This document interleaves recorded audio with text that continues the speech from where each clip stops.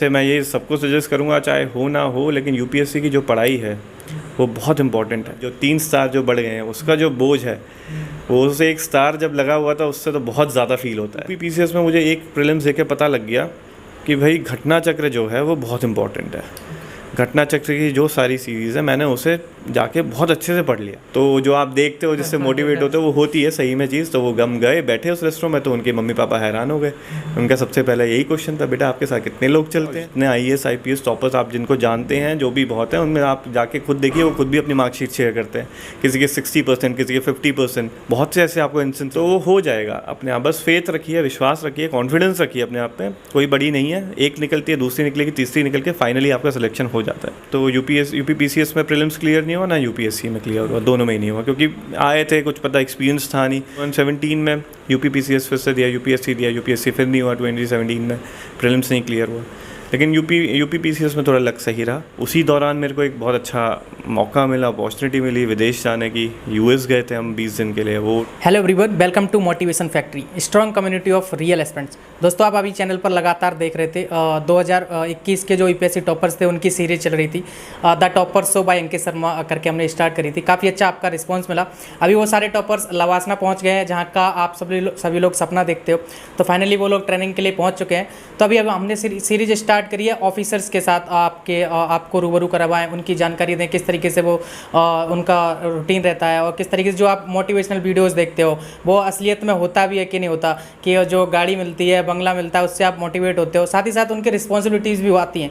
तो वो रिस्पॉन्सिबिलिटीज़ ज़्यादातर एस्पिरेंट्स को पता नहीं होती। वो सिर्फ हवा हवाई में मोटिवेशन लेते रहते हैं, गाड़ी और भोकाल आईपीएस की एंट्री हो रही है, वो तमाम बातें। आज हम रिस्पॉन्सिबिलिटीज़ की बात करेंगे कि अगर आप एक डीएसपी बनते हो तो क्या क्या आपसे काम लिया जाता है, क्या क्या काम करना पड़ता है, वो तमाम बातें करेंगे। तो इसी कड़ी में आज हमारे साथ विदुष सक्सेना सर हैं। सर 2017 यूपीपीसीएस बैच से सिलेक्टेड हुए थे एज ए डीएसपी। तो सर की जर्नी को हम डिस्कस करेंगे, किस तरीके से सर ने सक्सेस हासिल करी, शुरुआती दौर में किस तरीके से तैयारी करी, क्या क्या उन्होंने उनके रिसोर्सेज रहे। और शुरुआत में आप सभी लोगों के बहुत कन्फ्यूजन रहते हैं, किस तरीके से सब्जेक्ट का चुनाव करें, ऑप्शनल क्या रखना चाहिए, शुरुआत में किस तरीके से तैयारी करें, बुक लिस्ट क्या होनी चाहिए, कोचिंग लेना है फिर नहीं लेना, कोचिंग कौन सी लेना है, वो तमाम क्वेश्चन जो आपके रहते हैं उनको भी हम डिस्कस करेंगे। तो अगर चैनल पर नए हो, चैनल को सब्सक्राइब कर लेना, और वीडियो पसंद आए वीडियो को लाइक करना। और आप लोगों की जो भी क्वेरीज होते हैं मुझे डायरेक्ट इंस्टाग्राम पर मैसेज कर सकते हो, इसका लिंक आपको डिस्क्रिप्शन में मिल जाएगा। तो सर सबसे पहले तो आपको बहुत बहुत धन्यवाद, आप अपना कीमती समय हमें दे रहे हो, और मोटिवेशन फैक्ट्री के इस शानदार प्लेटफॉर्म पे आपका बहुत बहुत स्वागत है। Thank you Ankit for this opportunity. और सभी मोटिवेशन फैक्ट्री के दर्शक जो भी हैं, व्यूअर्स हैं, उनको मेरा नमस्ते, और सबको मेरी बेस्ट विशेज़। आप होपफुली आप अपने ड्रीम्स को अचीव करें, चाहे लाइफ में कुछ भी हो। और ओके सर, सबसे पहले आप अपना शॉर्ट एक इंट्रो दे दीजिए। मेरा नाम विदुष सक्सेना है, मैं गाज़ियाबाद का रहने वाला हूँ, और 2017 बैच का मैं डीएसपी हूँ। मेरी रैंक अराउंड 15 आई थी यूपीपीसीएस 2017 में, और सेकंड चॉइस पे मैंने डीएसपी डाला था, तो मुझे डीएसपी का वो मिला है। और करंटली अभी मैं वाराणसी ग्रामीण में सीओ सदर के चार्ज पे हूँ। दोस्तों, वीडियो में आगे बढ़ने से पहले आप सभी एस्पिरेंट्स को खुशखबरी दे देता हूं। जो भी स्टूडेंट्स यूपीएससी सीएससी 2023 और 2024 के लिए तैयारी कर रहे हैं, उनके लिए अनअकैडमी ने कोर्सेज लॉन्च कर दिए हैं। कोर्स 15 सितंबर से स्टार्ट हो रहे हैं। और हाँ, खास बात यह है कि अभी सारे कोर्सेज पर 20% का डिस्काउंट चल रहा है। आप स्क्रीन पर देख सकते हो कौन सा कोर्स कितने का है और कितने पैसे आप बचा सकते हो। ये ऑफर 16 तारीख तक ही है, तो उससे पहले अपने आप को इनरोल कर लें और रजिस्टर्ड करके कोर्स परचेज कर लें। और इनकी फैकल्टीज की तो क्या ही बात करें। अगर आप यूपीएससी की तैयारी कर रहे हो तो इन सबको तो आप अच्छे से जानते होंगे, ये इंडिया की टॉप फैकल्टीज हैं, इनसे पढ़ने का आपको मौका मिलेगा। हिंदी मीडियम और इंग्लिश मीडियम दोनों स्टूडेंट्स के लिए। और हाँ, 11 तारीख से UPSC CSC 2023 mains test series भी स्टार्ट कर दी गई है, जिसमें 30+ फुल लेंथ मॉक टेस्ट है, और आपके लिए लाइव एनालिसिस सेशन भी कराए जाएंगे। लिंक दिया है डिस्क्रिप्शन में, जाके चेकआउट करें। और हाँ, कोर्स परचेज करने से पहले आपको डिस्काउंट कोड यूज करना है MFYT10, उसके बाद ही आप डिस्काउंट अवेल कर सकते हो। तो लिंक डिस्क्रिप्शन में दिया है, जाके फटाफट अपने कोर्स को परचेज करें और यूपीएससी की तैयारी को मजबूत बनाएं। थोड़ा अपने बचपन के बारे में बताइए, शुरुआती दौर आपका कैसा रहा, शुरुआती पढ़ाई लिखाई कहाँ पर आपकी हुई? शुरुआत में हमने जो स्टार्टिंग स्कूल किया था वो दीप मेमोरियल पब्लिक स्कूल था गाज़ियाबाद में, रामप्रस्था में। 1st to 10th तक मैं वहाँ पढ़ा था। शुरुआत में जैसे फादर वगैरह थोड़े इकोनॉमिकली वीक ही थे। 700 एज आई रिमेंबर कि 700 पर मंथ उनकी सैलरी थी। तो वो देख के लगता था कि कैसे पढ़ा पा रहे हैं, तो उसी चक्कर में पढ़ाई अच्छे से स्टार्ट करी, तो स्कॉलरशिप मिली। तो 1st to 10th तक मुझे स्कॉलरशिप मिलती थी, जिसमें 90% तक आपकी स्कूल फीस माफ़ हो जाती थी। तो बस सिर्फ ट्रांसपोर्टेशन देना पड़ता था। वो that was a very good relief to them. अच्छा खासा उनको होता, ताकि वो मेरे भाई पे फिर डाइवर्ट कर सकते थे। भाई की भी तबीयत ख़राब रहती थी, जो उसमें जो भी था, तो उन्हें मेरी पढ़ाई की ज़्यादा टेंशन नहीं रहती थी कि इसकी फ़ीस देने का। फिर उसके बाद 10th के बाद 10th में मैं डिस्ट्रिक्ट टॉपर भी था, सेकंड आई थी, सेकंड रैंक आई थी डिस्ट्रिक्ट में, 96% कुछ आए थे। तो वहाँ से देख के पेरेंट्स वगैरह और टीचर्स ने सोचा कि इसको थोड़ा गाइड अच्छे से करेंगे तो अच्छा निकलेगा। तो उन्हीं की गाइडेंस और उनका ये जो एक वो फेथ था मेरे में, उनका बहुत काम आया। तो फिर मैंने जेई की तैयारी स्टार्ट करी। उसके पापा भी इंजीनियर थे, तो उन्होंने कहा कि जेई करो, भाई घर में भी इंजीनियर्स थे, तो जेई की तैयारी स्टार्ट करी। तो जेई की तैयारी करते करते 11th-12th हमने विवेकानंद स्कूल से किया था, और फिटजी से कोचिंग करी थी। तो उसके बाद जेई का तो नहीं हो पाया, जेई में एक्सटेंडेड में पहुँचे थे, तब एक्सटेंडेड एक मेरिट लिस्ट आती थी, और लेकिन एडमिशन वहाँ डीसी में हो गया था। डीसी का एक पेपर अलग होता है, दिल्ली कॉलेज ऑफ इंजीनियरिंग। तो दिल्ली कॉलेज ऑफ इंजीनियरिंग से मैंने बीटेक किया इलेक्ट्रॉनिक्स एंड कम्युनिकेशन में। उसी दौरान मेरे को एक बहुत अच्छा मौका मिला, अपॉर्चुनिटी मिली विदेश जाने की। यूएस गए थे हम 20 दिन के लिए, वो that was a very lovely exposure. तो उसमें काफ़ी कल्चरल एक एक्सपोजर मिला, तो बहुत चीज़ें सीखने को मिली, दुनिया देखी क्या होती है। मतलब पहली बार प्लेन में बैठे और पहली बार ही अमेरिका पहुंच गए, ऐसा हिसाब था। गए तो बिल्कुल ही दूर चले गए। तो वहाँ जाके देखा कैसे होता है, तो और रुचि आने लगी, इंटरेस्टिंग था काफ़ी। उसमें क्या था कि हम एक रोबोटिक्स कॉम्पिटिशन में कॉलेज को रिप्रेजेंट करने, कॉलेज और इंडिया दोनों को रिप्रेजेंट करने गए थे। तो that was a very good experience, बहुत ही एक मेमोरेबल एक्सपीरियंस रहा। वहाँ से फिर जर्नी गाइड, वहाँ से लगा कि अब बाहर जाके पढ़ाई करेंगे। मतलब जहाँ की यूनिवर्सिटी कल्चर देखा वहाँ पे, टेक्सास यूनिवर्सिटी, कॉर्नेल यूनिवर्सिटी, ये बड़ी बड़ी यूनिवर्सिटीज़ थी जिसमें जाने का मन करता था। लेकिन फिर क्या हुआ, क्योंकि ठीक है हो गया था अपना, फैमिली मिडिल क्लास ही थी, लेकिन इतने पैसे नहीं थे कि फिर जाके वहाँ पे उसकी मतलब करीब 50 से 60 लाख की फ़ीस थी उस समय बहुत ज़्यादा फ़ीस लगती थी, और स्कॉलरशिप कम होती थी, इतनी ज़्यादा होती नहीं थी वहाँ पे। तो फिर वो प्लान भी ड्रॉप करना पड़ा। उसके बाद क्या हुआ, फिर जॉब करी, कैंपस प्लेसमेंट से 2 जगह जॉब लगी।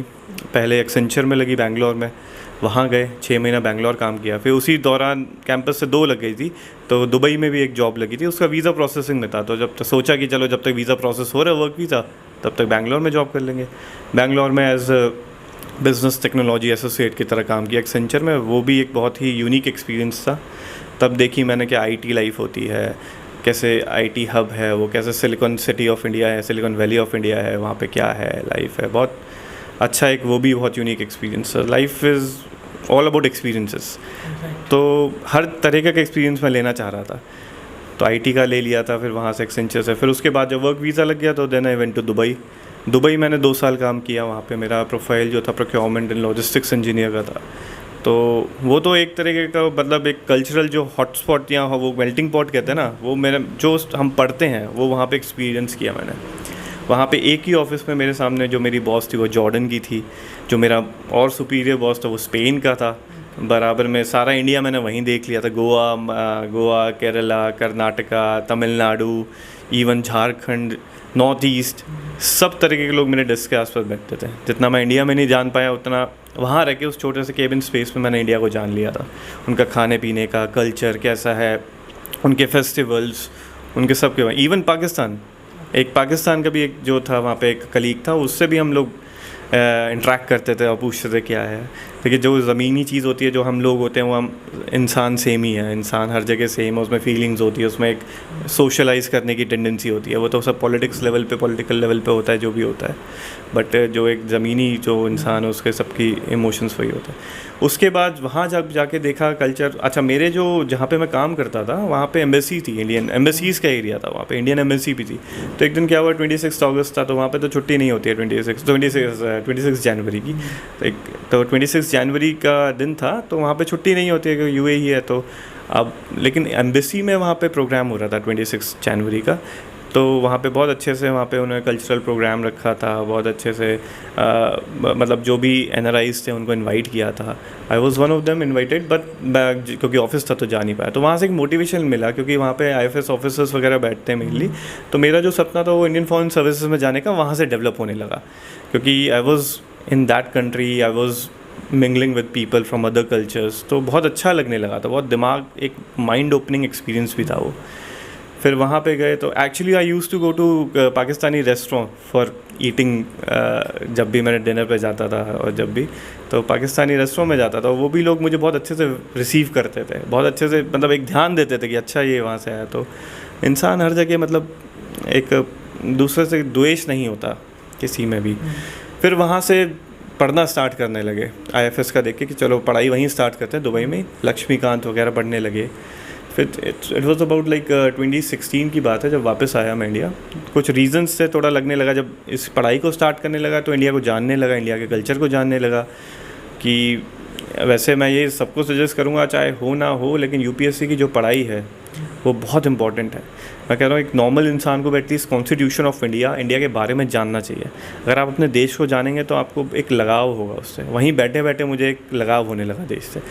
फिर पर्सनल रीजंस भी थे, वहाँ पे पैसा अच्छा कमा रहे थे लेकिन अकेलापन था, वो खर्च करने के लिए नहीं था, किसी के साथ खर्च नहीं कर सकते तो पैसा। तो फैमिली भी घर पे ही थी सब, उनको वहाँ लाना पॉसिबल नहीं था क्योंकि कल्चरल गैप बहुत ज़्यादा हो जाता है, उनका सर्कल यहीं होता है। जब ओल्ड एज में आप एंटर करते हो तो आप अपने प्लेस को नहीं छोड़ना चाहते। तो फिर सोचा कि चलो वापस आते हैं और UPSC की तैयारी करके देखते हैं। और बाकी फिर सारे फ्रेंड्स वगैरह भी निकालने लगे थे IAS IPS वगैरह, तो कॉन्फिडेंस और बढ़ रहा था कि चलो हम भी कर सकते हैं। फिर 1 साल तैयारी करी, आते ही 2016 का प्रीलिम्स दिया, UPPCS इवन UPSC दोनों ही साथ साथ देता था। तो UPPCS में प्रीलिम्स क्लियर नहीं हुआ ना UPSC में क्लियर हुआ, दोनों में ही नहीं हुआ क्योंकि आए थे, कुछ पता एक्सपीरियंस था नहीं। Being coming from an engineering background, मेरे को लगा कि मैं CSAT के बल पे निकाल लूँगा, लेकिन 1 साल पहले ही वो हट चुका था CSAT का, जो वो क्वालिफाइंग हो गया था। तो फिर उसको जो प्रीलिम्स जो GS1 होता है उसको ग्राफ्स करते करते थोड़ा टाइम लग गया। फिर 2017 में UPPCS फिर से दिया, UPSC दिया, UPSC फिर नहीं हुआ, 2017 में प्रीलिम्स नहीं क्लियर हुआ। लेकिन UPPCS में थोड़ा लक सही रहा, लक टाइम, क्योंकि मैं बिलीव करता हूँ ये लक टाइमिंग हार्डवर्क तो है ही आपका लक और शायद आपके कर्म का भी फल होता है। उस 3 घंटे में आपका क्या दिमाग चल रहा है आपको नहीं पता। तो UPPCS में काफ़ी लक ने साथ दिया, कैसे कैसे एग्ज़ाम एक स्टेज के बाद एक स्टेज क्लियर होती रही। भाई अभी आप 0 स्टेज से सोचेंगे आपको लगेगा बहुत बड़ा टास्क है, लेकिन जब निकलता रहता है ना तो आप फिर रेट्रोस्पेक्ट में देखते हो तो आप सोचते हो कि अरे इतनी सारी स्टेजेस क्लियर हो गई हैं। तो वो हो जाएगा अपने आप, बस फेथ रखिए, विश्वास रखिए, कॉन्फिडेंस रखिए अपने आप पे। कोई बड़ी नहीं है, एक निकलती है, दूसरी निकलेगी, तीसरी निकल के फाइनली आपका सिलेक्शन हो जाता है। फिर UPSC करते रहे, बीच में ट्रेनिंग आ गई इसकी, तो ट्रेनिंग पे गए। फिर ट्रेनिंग के बाद थोड़ा इतना ध्यान नहीं दे पा रहे थे UPSC में 3 बार मेंस दिया उसके बाद से। अभी भी तैयारी है लेकिन अब देखें क्या होता है। लेकिन अभी जिस हिसाब से वर्किंग आवर्स हो रहे हैं यहाँ पे, उस हिसाब से थोड़ा लग रहा है कि इतनी वो लेवल ऑफ कमिटमेंट नहीं हो पा रहा है। फिर ट्रेनिंग के बाद, ट्रेनिंग भी एक अच्छी अलग एक्सपीरियंस था। तो इसमें जो मैं आपको एक देना चाहूँगा संदेश, बीच में ही आपको बता रहा हूँ कि आप लाइफ को एक्सपीरियंस से रिच बनाइए। आप ये मत सोचें मुझे ये बनना है, मुझे ये करना है। लाइफ में जितने डिफरेंट वैरायटी ऑफ जो डाइवर्सिटी ऑफ एक्सपीरियंस होंगे ना, that will make a wholesome life. बहुत सारे एस्पिरेंट्स हैं वो गांव से हैं या फिर उनका एकेडमिक उतना अच्छा नहीं हुआ या फिर उनके इतने अच्छे परसेंटेज नहीं आ पाए। जैसा कि आप तो ब्रिलियंट स्टूडेंट रहे शुरू से ही, आपको अच्छे से पढ़ाई करी, आपने अच्छे स्कूल में गए और उसके बाद काफ़ी एक्सपोजर मिला, आप विदेश में गए, बहुत सारी चीज़ें रहीं। तो क्या वो वाले एस्पिरेंट्स भी तैयारी कर सकते हैं, वो स्टूडेंट भी तैयारी कर सकते हैं जिनका एकेडमिक अच्छा नहीं हुआ, अच्छे परसेंटेज नहीं आए? अब एक टॉपर की अगर बात करें, उसको तो फैमिली और पेरेंट्स पहले से ही बोल देते हैं कि तू तो IPS बनेगा, IAS बनेगा क्योंकि तू पढ़ने में अच्छा है। तो वो उनके लिए आपके क्या मैसेज होंगे? क्या वो ये एकेडमिक्स हेल्प करता है आगे आपको UPSC की तैयारी में? जिनको ये बोल देते हैं टॉपर्स को कि IPS बनेंगे, IAS बनेंगे, बहुत से मैंने भी टॉपर्स देखे थे, मुझे भी होते हैं। तो ऐसा नहीं है, ऐसा उल्टा होता है बल्कि इसका। क्योंकि क्या होता है ना, टॉपर्स के साथ एक टेंडेंसी होती है कि वो रिलैक्स कर जाते हैं। एक कुछ होते हैं जो कंसिस्टेंट रहते हैं। टॉपर्स ओवर कॉन्फिडेंस में क्या होता है, रिलैक्स कर जाते हैं, जो जब हिट करने की स्टेज आते हैं तब वो बैक स्टेज पे चले जाते हैं। लेकिन वहीं जो आपके एवरेज स्टूडेंट्स होते हैं वो रियलाइज़ करते हैं कि नहीं अब तो ज़िंदगी में कुछ करना है, तो वो जब स्लॉक करते हैं तो वो टॉपर्स का जो रिलैक्सेशन जब आता है उनका स्टेज, और जब एक वो एवरेज स्टूडेंट जब स्लॉक कर रहा होता है वो वहीं वो आगे निकल जाते हैं।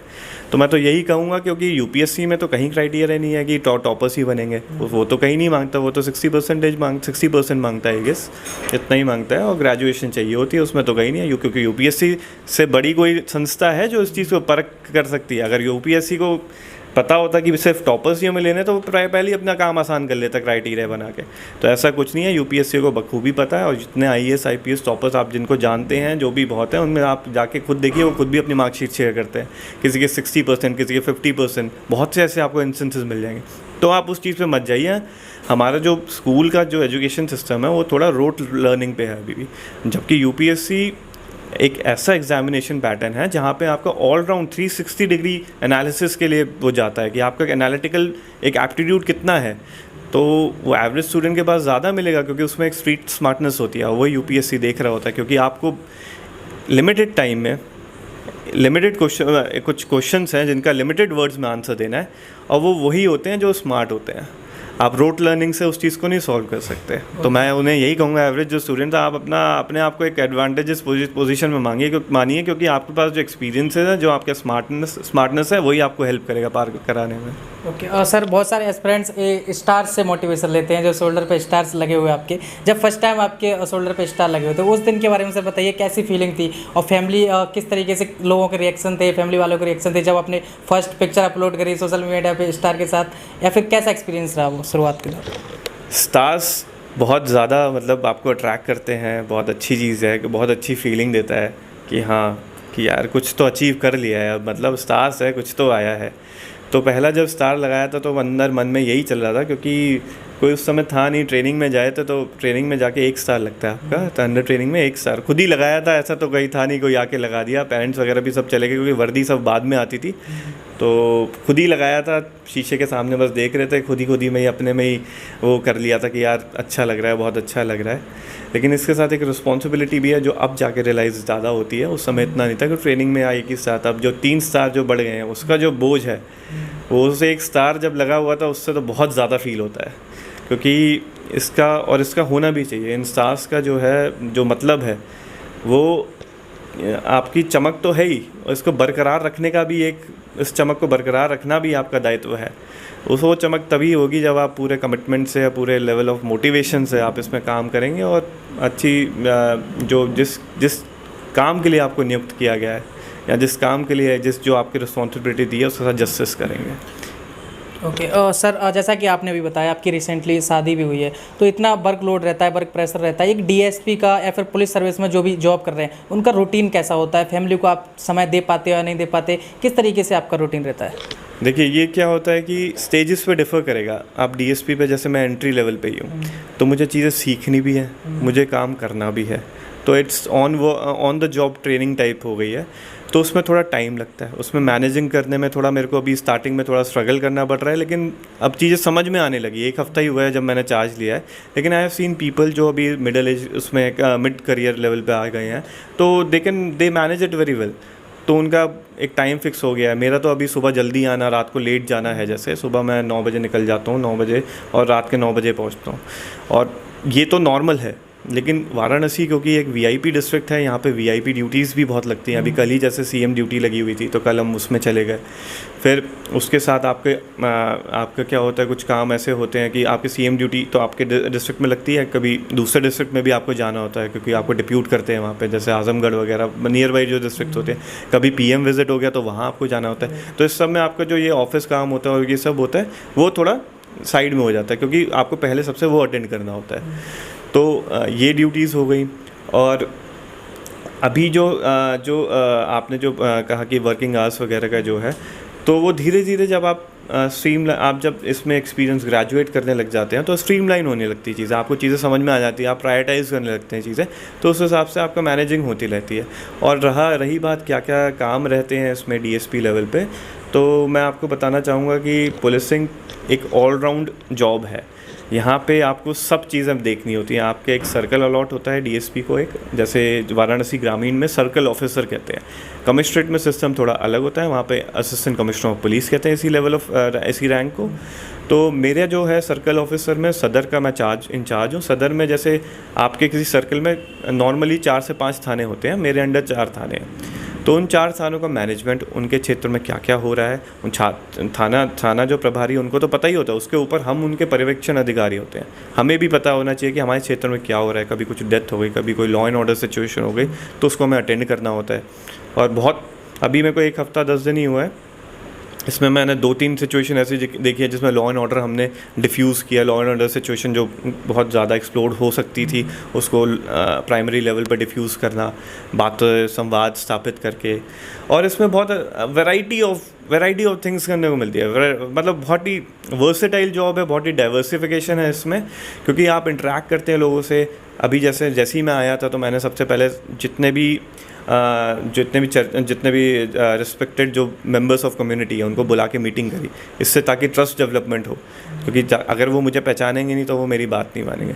तो सबसे जाके एक मीटिंग करी, सबसे जाके मिले, फिर देखा कि क्या क्या काम है, क्या क्या समस्याएं हैं लोगों की। तो उससे जन सुनवाई के थ्रू, जैसे हमारा रोज़ सुबह एक सेशन होता है 10 से 2 के बीच में, जन सुनवाई हम करते हैं। उसमें लोगों की जो भांति प्रकार की जितने भी प्रॉब्लम्स होती हैं उनको सुनकर उनका निस्तारण करना, या जहाँ पे भी उसका उचित समाधान हो सके वहाँ उन्हें मार्क करना।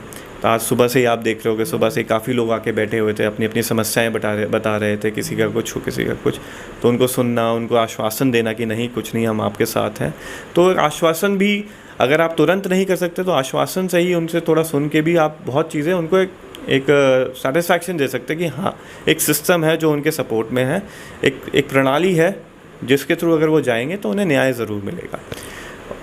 ओके सर, ये तो जिम्मेदारियाँ होगी, रिस्पॉन्सिबिलिटीज़ होगी, लेकिन जब आप गवर्नमेंट के लिए सर्व कर रहे हो तो आपको गवर्नमेंट कुछ फैसिलिटीज़ भी प्रोवाइड करती है, जो जिनसे हम मोटिवेशन भी लेते हैं। कभी कभी जब एग्जाम की तैयारी कर रहे होते हैं, इतना स्ट्रगल करते हैं, 10x10 के रूप में किताबों के साथ घिरे रहते हैं, तो वहाँ पे एक मोटिवेशन भी लेते हैं। कोई स्टार्स लगा लेता है, स्टार की पिक्चर, कोई गाड़ी की पिक्चर लगाता है, कोई बंगला के बारे में सोचता है। तो उसके बारे में बताइए सर, एक DSP को किस तरीके की फैसिलिटीज़ प्रोवाइड करी जाती है? बिल्कुल आपने सही बोला, क्योंकि जब एक स्टार्ट करता है जो एस्पिरेंट होता है वो यही सोचता है, क्योंकि मैं नहीं एक्सपेक्ट करता कोई इतना मैच्योर होगा कि वो सोचता हो कि मेरे को बिल्कुल जाके दुनिया बदल देनी है, वर्ल्ड को चेंज कर देना है। इतना नहीं होता। स्टार्टिंग लेवल यही होता है कि क्या क्या फैसिलिटीज़, और सही भी है, ठीक भी बात है कि कुछ एक पर्सनल मोटिवेशन होना चाहिए। तो अगर फैसिलिटीज़ की बात करें तो आपको एक सरकारी आवास मिलता है, सरकारी गाड़ी मिलती है, उसके साथ गनर, ड्राइवर और एक और हेल्पर, एक एड के लिए एक और पुलिस कर्मचारी मिलता है। तो 3 लोग आपके साथ निरंतर चलते रहते हैं। मुझे याद है अभी भी, अगर आपको एक मोटिवेट करे तो मेरी वाइफ की फ्रेंड आई हुई थी, तो मुझे तो टाइम नहीं मिलता, तो मैं तो डायरेक्ट यहीं से ही जाता हूँ, तो अपने सबके साथ जाता हूँ। और हाँ, ये तो उसमें क्या हुआ था कि वो लोग किसी रेस्टोरेंट में बैठे हुए थे, तो हम लोग गए, तो मेरे साथ 3 लोग चल के जा रहे थे, उनके साथ गन भी थी। तो जो आप देखते हो जिससे मोटिवेट होते हो वो होती है सही में चीज़। तो वो गम गए, बैठे उस रेस्टोरेंट में, तो उनके मम्मी पापा हैरान हो गए। उनका सबसे पहले यही क्वेश्चन था, बेटा आपके साथ कितने लोग चलते हैं? तो मैंने कहा मैम 3 से 4 लोग चलते हैं इससे। तो वो उससे काफ़ी प्रभावित हुई। एक बार प्रभाव पड़ता है, लेकिन इस चीज़ को आप मतलब मेन मोटिवेशन मत मानिए। वो आपकी सेफ्टी सिक्योरिटी के लिए है, क्योंकि आपका जो नेचर ऑफ जॉब है वो रिस्की भी होता है। आपको क्रिमिनल से डील करना होता है, ऐसी सिचुएशन से डील करना होता है जहाँ पे life is always at risk. तो वो उसी के लिए दिए गए हैं। और बाकी जो फैसिलिटीज़ हैं उसके लिए आप क्या होता है कि आप एक नॉन फिगर होते हैं आपने उसमें, तो आपको काफ़ी पब्लिक सपोर्ट मिलता है। पब्लिक आपकी सुनती है, कभी कभी बात कि आपको फंक्शंस में बुलाया जाता है एज अ चीफ गेस्ट वगैरह बना के। ये भी एक अलग तरह का रिकग्निशन होता है जो पार्ट ऑफ द जॉब है। ओके सर, अभी आप तैयारी पर आएंगे सर, तैयारी की थोड़ी बात कर लेते हैं। काफ़ी वीडियो लंबा भी हो रहा है, तो अभी आपकी स्ट्रेटजी वगैरह की थोड़ी बात कर लेते हैं। शुरुआत में जब आपने तैयारी करी, एक तो आप ऐसे माहौल से आए, आप बाहर रह के आए थे, इतना एक्सपोजर, इतनी अपॉर्चुनिटीज़ थी, फिर भी आपने मन बनाया कि ऐसी सर्विस में जाना है जहाँ पे इतना एक्टिव माहौल होता है, इतनी रिस्पॉन्सिबिलिटी होती है। उसके बाद सर आप जब तैयारी में आप आए तो कैसे आपने रिसोर्सेज जुटाए? और जब कोई एस्पिरेंट्स आता है तैयारी में तो रिसोर्सेज जुटाने में बहुत प्रॉब्लम होती है, क्या पढ़ना है, क्या चीज़ नहीं पढ़नी है, कुछ गलत बुक ना पढ़ लें, समय बर्बाद हो जाए उसको पढ़ते समय, और बहुत सारी किताबें ले लेते हैं बहुत से एस्पिरेंट्स, पूरा लाइब्रेरी बना देते हैं रूम को, फिर पढ़ नहीं पाते उनको, फिर डीमोटिवेट हो जाते हैं। तो शुरुआत किस तरीके से रही? आपने कोचिंग लिया या फिर कोचिंग नहीं लिया? किस तरीके से शुरुआत थी तैयारी की? जो आपने बोला बिल्कुल सत्य है, 100%। ये स्टेज से मैं खुद गया हूँ। मेरे को कुछ गाइडेंस नहीं थी, मुझे पता है, क्योंकि घर में कोई था नहीं सिविल सर्विस में से। तो उसमें क्या हुआ कि हमें कुछ नहीं पता था। हमने जाके जो बुक्स देखी वो उठा ली, अच्छा इसकी ये बुक्स कर ली, इसकी, और बुक्स का एक पूरा पहाड़ बना दिया। और वो देख देख के फिर हम डीमोटिवेट होते रहे। शुरुआत में तो बड़ा एक मतलब फ्रिक्शन आ गया कि यार पता नहीं क्या करेंगे, कर भी पाएंगे नहीं कर पाएंगे। फिर धीरे धीरे करा, जिससे हुआ प्रीलिम नहीं निकला। जब आप फेलियर से जाते हो तो वो इट्स मतलब स्टेप होता है एक लर्निंग का, जब फेलियर्स जब मिलते रहे, मैंने हर तरह के, मेरे ख्याल से मैंने छत्तीसगढ़ का भी पीसीएस दिया था, झारखंड का भी दिया था, फिर यूपी का भी दिया था, यूपीएससी भी दे रहा था। हर जो एक मैं एग्ज़ाम देता था उससे कुछ ना कुछ सीखने को मिलता था। तो उससे मुझे पता लगती रही चीज़ें जब मैं फेलियर से जा रहा था कि क्या पकड़ना है, क्या नहीं करना है। तो जैसे यूपी पीसीएस में मुझे एक प्रीलिम्स देके पता लग गया कि भाई घटना चक्र जो है वो बहुत इंपॉर्टेंट है। घटना चक्र की जो सारी सीरीज़ है मैंने उसे जाके बहुत अच्छे से पढ़ लिया, तो प्रीलिम्स मेरा उससे क्लियर हो गया। प्लस अपने करंट अफेयर्स करता था। तो घटना चक्र, अपनी बेसिक बुक्स की बात करूँगा, बेसिक बुक्स भी पता करने में मेरे को टाइम लगा। वही कारण था कि यूपीएससी में मैं मतलब नहीं हो पाया, इसलिए नहीं हो पाया क्योंकि मैं दिमाग से वो फोकस नहीं हो पाया कि कहाँ पे क्या करना था। सारी एनर्जीज डाइवर्टेड थी, कभी ऑप्शनल को लेके नहीं श्योर हो पा रहा था, कभी किसी में। तो यूपी पीसीएस का मैं बताऊंगा क्योंकि उसमें मुझे सक्सेस मिली, तो I will be more able to tell about this exam. तो उसमें क्या हुआ था कि मैंने घटना चक्र सबसे पहले कर ली। घटना चक्र के साथ बेसिक बुक्स, जैसे एक सब्जेक्ट की मैं बताता हूँ। जैसे हिस्ट्री की मैंने किया, एंशिएंट हिस्ट्री के लिए मैंने घटना चक्र का ही पास्ट ईयर्स के क्वेश्चंस किए और एनसीईआरटी पे रिलाई किया। दूसरा, मॉडर्न हिस्ट्री की बात करें तो मैंने स्पेक्ट्रम की बुक पढ़ी और फिर से वही घटना चक्र से कॉम्प्लीमेंट कर लिया उसे। और फिर आपकी जो ज्योग्राफी की है, ज्योग्राफी मैंने टोटली रिलाई किया अपने जो बेसिक जो एनसीईआरटी थी और घटना चक्र की जो उससे। और फिर आपकी लक्ष्मीकांत आ गई पॉलिटी के लिए, उसके बाहर मत जाइए। लक्ष्मीकांत को 10 बार 12 बार जितनी बार पढ़ सकते हैं उसे पढ़िए, उसके बाहर क्वेश्चन नहीं आएगा, चाहे यूपीएससी हो चाहे यूपी पीसीएस हो, उसे बहुत अच्छे से पढ़ लीजिए। और फिर उसके वही क्वेश्चन। और फिर एनवायरनमेंट के लिए भी मैंने वो आपकी आती है शंकर आईएएस की, उसे पढ़ा था, और प्रीवियस ईयर्स वाले जो होते हैं। और कौन सा सब्जेक्ट आ गया अभी, एनवायरनमेंट हो गया। करंट अफेयर, इकनॉमी के लिए जो था पेपर्स, मैं न्यूज़पेपर तो पढ़ता ही था। इकनॉमी के लिए मेनली आपके न्यूज़पेपर हो गए, और वही जो यूट्यूब वीडियोस होती है उसमें मैंने जाके इकोनॉमिक करंट अफेयर्स वगैरह ढूंढ के वो देख लेता था। अब स्पोर्ट्स का जैसे था, स्पोर्ट्स का मैं क्या करता था कि जो वीडियोज़ होती थी, शॉर्ट वीडियोज़ होती थी, उनको जिस एग्ज़ाम आने से 1 महीना पहले वो देख लेता था। कोई बुक नहीं पढ़ता था स्पोर्ट्स के लिए एक अलग से आप करिएगा क्योंकि स्पोर्ट्स के क्वेश्चन आते हैं। और यूपी स्पेसिफिक करंट अफेयर्स इनकी मैं वीडियो से कर लेता था, कोई न्यूज़पेपर कुछ नहीं करता था। इसके बाद जब एग्ज़ाम आता है तो एक दृष्टि करके बुक आती है, इसकी घटना चक्र वालों की आती है शायद, वो प्रकाशन सेम है, दृष्टि करके आती है। तो उसके करंट अफेयर्स को बहुत जल्दी वो कर लेते थे, 2-3 बार पढ़ लेते थे, उससे भी कुछ क्वेश्चन सॉल्व हो जाते थे। तो प्रीलिम्स के लिए तो मैंने ये बुक्स ली थी, बेसिक्स बुक्स हो गई प्लस पास्ट ईयर्स के घटना चक्र। और अगर टाइम मिलता था तो फिर अपनी टेस्ट सीरीज़ लगा लेता था। टेस्ट सीरीज़ जब मैं देता था तब इतनी अच्छी यूपी के लिए कोई आती नहीं थी, तो उस समय इतनी ज़्यादा नहीं लगाई थी। यूपीएससी के लिए भले ही मैं लगाता था, काफ़ी टेस्ट सीरीज़ लगाता जब प्रीलिम्स हुई थी। तो यूपीएससी के लिए अगर हम अब इसके जब प्रीलिम्स क्लियर हुआ तो मेंस के लिए, मेंस में मेरे पास 2 ऑप्शनल सब्जेक्ट्स है, ज्योग्राफी और सोशल वर्क। और जनरल स्टडीज़ में आपका क्या होता था, वो उस समय ऑब्जेक्टिव होता था। तो वही जो मैंने बुक्स प्रीलिम्स के लिए पढ़ी थी वही मैंने उसके लिए पढ़ ली थी, मेंस के लिए पढ़ ली थी। GS1 GS2 होता था उसमें। और मैथ्स मेरी अच्छी थी क्योंकि इंजीनियरिंग बैकग्राउंड से आता था, कंपटीशन वगैरह किया था, तो मैथ्स के लिए इतना कुछ मेरे को पढ़ने की कोई स्पेशली ज़रूरत नहीं पड़ी थी उस समय। हालांकि थोड़े बहुत फॉर्मूलेज वगैरह देख लेता था जाते समय।